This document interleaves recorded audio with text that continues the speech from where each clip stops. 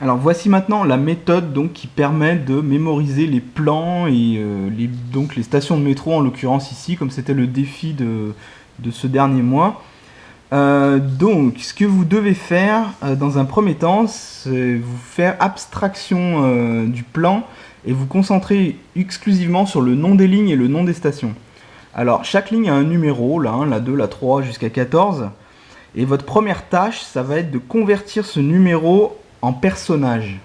Alors pourquoi un personnage? En fait, parce que déjà c'est un personnage, c'est quelque chose de vivant et c'est beaucoup plus simple à mémoriser qu'un objet. Et ce personnage, donc qui représente une ligne, ce personnage va vivre des aventures. Et ces aventures, c'est des épisodes qui sont symbolisés par les noms de stations. Les noms de stations que vous allez transformer en images, par exemple les Sablons, vous voyez, la troisième station de la ligne 1. Les Sablons, pour moi, ça me fait penser à un désert, quoi, avec des champs, des dunes et tout. Donc je vais imaginer mon personnage numéro 1 dans un désert, voilà. Et ça suffit pour mémoriser les Sablons.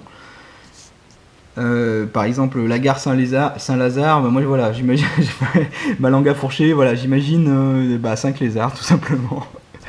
Donc voilà, ce que vous allez faire dans un premier temps, ça ressemble un peu à la série Lost en fait. C'est des personnages qui vivent des histoires et puis qui en rencontrent d'autres à certains endroits et puis qui continuent leurs petites aventures comme ça.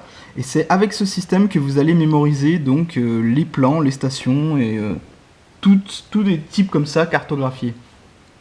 Par exemple, pour moi, la station 5, c'est Jennifer Lopez, la station 6, c'est Chuck Norris. Enfin bon, vous voyez, la première chose que vous devez faire, c'est convertir chaque station en personnage. Le 1, ça peut être votre maman, par exemple. Le 2, votre papa. Le 3, ça peut être vous. Le 4, votre frère, etc. etc. Peu importe en fait qui c'est, il faut que ce soit des personnages ou des gens qui sont vivants, parce que c'est plus facile à mémoriser, c'est plus facile de leur faire vivre des aventures, on va dire. Et voilà quoi, c'est plus simple. Ensuite, euh, vous allez leur faire vivre des aventures en prenant le nom des stations. Par exemple, comme je disais, là on en était à Les Sablons. Voilà, si la ligne 1 ça correspond à vous, vous vous imaginez dans un champ avec beaucoup de dunes et plein de sable. Voilà, ça suffit, Les Sablons. Ça m'a pris quoi, 10 secondes. Le tout c'est de fixer cette image de façon particulièrement détaillée dans votre tête en fait. Il faut vraiment que vous imaginez, utilisez vos 5 sens. Si vous êtes déjà allé en voyage dans le Sahara, dans des déserts, utilisez ces images, ces souvenirs qui vont vous revenir. Et là ensuite vous passez à la porte suivante, donc à la station suivante qui est la porte maillot. Alors porte maillot, moi ça me fait penser tout simplement à un porte maillot comme là vous voyez il y a mon porte manteau. Là c'est un porte maillot, vous imaginez votre maillot favori sur ce porte manteau et vous avez votre image suivante. Par contre, ça suffit pas. Et c'est là la clé de la technique, c'est là la difficulté en fait. Il faut que vous trouviez un moyen de lier la station Les Sablons à la porte maillot. Il faut qu'il y ait une interaction entre les deux. Il faut qu'il y ait de la colle en fait. C'est-à-dire que votre champ de sable, euh, idéalement, il faut que votre porte maillot soit dans votre champ de sable par exemple. Il faut vraiment qu'il y ait un lien entre les deux images. Pourquoi il faut absolument qu'il y ait un lien? Pourquoi c'est très important de faire comme ça? Parce que si vous ne le faites pas, vous allez avoir un tas de... Vous allez mémoriser les stations, il n'y a pas de problème, mais vous allez plus savoir laquelle est avant laquelle. Vous allez faire une confusion, surtout que là on parle de 301 stations quand même, c'est énorme. Et c'est 301 stations différentes, c'est-à-dire que par exemple Châtelet ça compte comme une seule fois, hein, pas comme 4. Pareil pour République, bon... il faut que donc vous imaginez votre sujet. Donc vous, si vous êtes la ligne 1, Jennifer Lopez, si c'est la ligne 5, je dis n'importe quoi, hein. Les noms importent peu en fait. Prenez juste vous avez 16 personnages à choisir, dont 2, comme la ligne 3 bis et la ligne 7 bis, qui sont des stations très courtes, donc vous n'avez pas besoin de choisir. Vous n'avez pas besoin de choisir des personnages très importants, mais par exemple pour les stations très très longues, comme la ligne 7, 8, elle est où la 8 elle est là, et puis la 13 qui est très longue, et à un moment elle se divise en deux. Vous avez besoin de personnages qui sont quand même assez forts dans votre mémoire.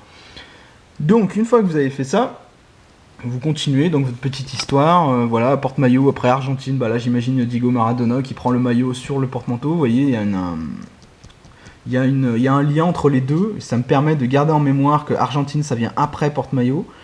Et ensuite, à certains endroits, comme la Charles de Gaulle étoile, bon Charles de Gaulle, j'imagine le général de Gaulle, ça suffit, étoile, j'ai même pas besoin parce que Charles de Gaulle étoile, ça me suffit quoi.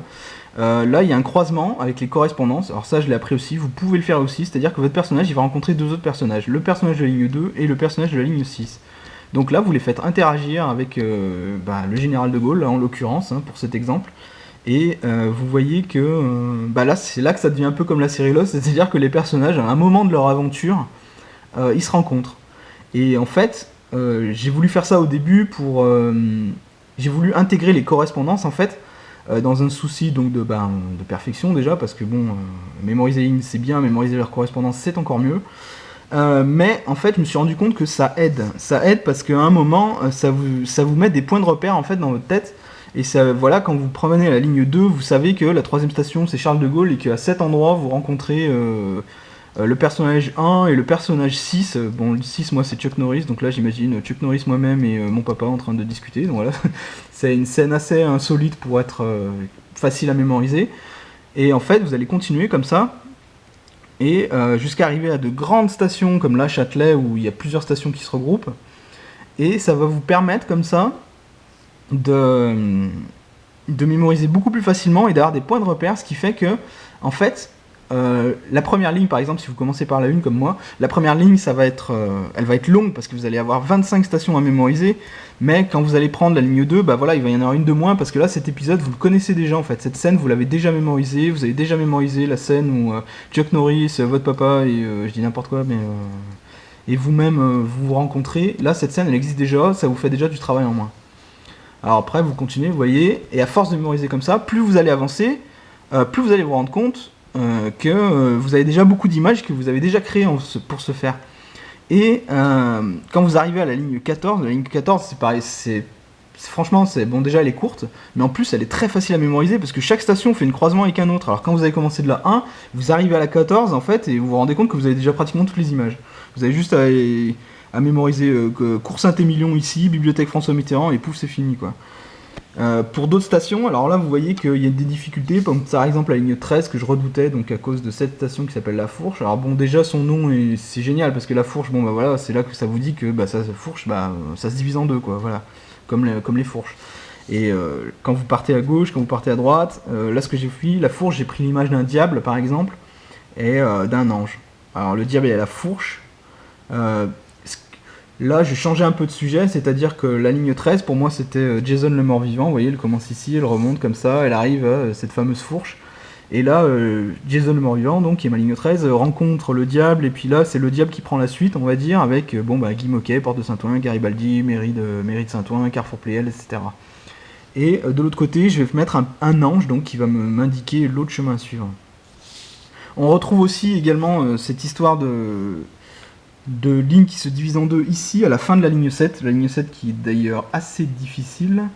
Là vous voyez d'un côté vous avez 3 portes, donc ça c'est facile, un moyen mnémotechnique ici, vous voyez j'ai trouvé ici, porte d'Italie, porte de Choisy, porte d'Ivry, boum, ça y est, j'ai mémorisé 3 stations en une image, quoi, 3 portes ici, avec marqué ici dessus, et c'est les 3 premières lettres des noms des 3 premières portes. On retrouve également 3 églises d'affilée là dans la ligne que je me trompe pas, 4. Oui, la ligne 4, donc on a Saint-Germain-des-Prés, Saint-Sulpice et Saint-Placide, GSP. Voilà. Ça faisait presque GPS. Et donc vous continuez pour ce faire, vous voyez que pareil, vous pouvez changer le sujet. En fait, il ne faut pas vous laisser effrayer par des stations qui se doublent, qui se multiplient comme ça, parce que en fait vous voyez que vous allez toujours trouver inconsciemment, vous allez trouver un moyen de les différencier. Bon, vous avez également des stations très rapides comme là, celle-ci qui comporte 4 stations, la 3 bis quoi. Bon, elle est pas grise mais bon, j'avais des feutres, on veut pas trop de couleurs différentes quoi. Et voilà, ce système donc est applicable immédiatement. Vous pouvez vous lancer, vous allez voir que tout ce que ça demande c'est un peu d'opiniâtreté, il faut vraiment voilà, au début c'est long parce que on doit vraiment faire beaucoup d'images, mais vous voyez, plus les lignes se croisent, plus vous avez déjà les images que vous avez déjà préparées en fait, et elles vont revenir comme ça quoi. Et en plus ça vous permet de répéter plein de stations en même temps au moment où vous mémorisez. Voilà, donc c'est tout ce que j'avais à vous dire sur la méthode, mais c'est déjà pas mal, elle est suffisante pour commencer dès maintenant. A bientôt!